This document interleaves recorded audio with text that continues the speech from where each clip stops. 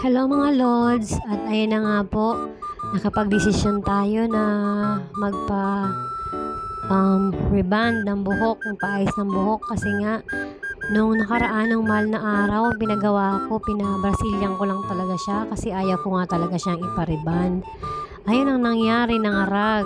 So yung nangarag, inantay ko muna mga ilang linggo ba ang lumipas. Akala ko mapifix pa siya, so hindi na.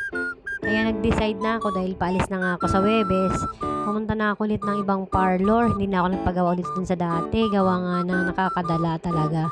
Nagbayad ka ng maayos. Pero ito ang naging resulta. Ngarag ang buhok natin. Kaya ito. Ngayon minekos-mekos na to ni Kuya. At ito na nga. Binabalnawan na pagkatapos ng babad. Kasi ayan. Ayan na siya. Tuyo na siya. Patuyuin na siya. Kasi rebanded Brazilian yata yan and Botox yan. Ayan na.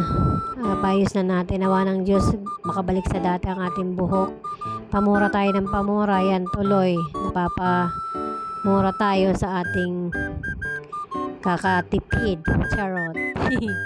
Hindi ibig sabihin, syempre ba, akala ko okay yung salon kasi may mga tao na nagpapagawa doon.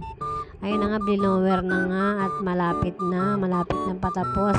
38 years bago natapos. Masakit ng aking balakang kakaupo. At ayun na nga, blower na ni Kuya. At ito na, plancha na. Pagkatapos ng plancha, finished product na, pwede nang ibenta. Charot! Ayan na nga po, malapit na siyang matapos. Ayan na po yan, yung kanyang finished product. Antayin ko na lang na matapos. Masakit ng aking balakang kakaupo. Thank you for watching!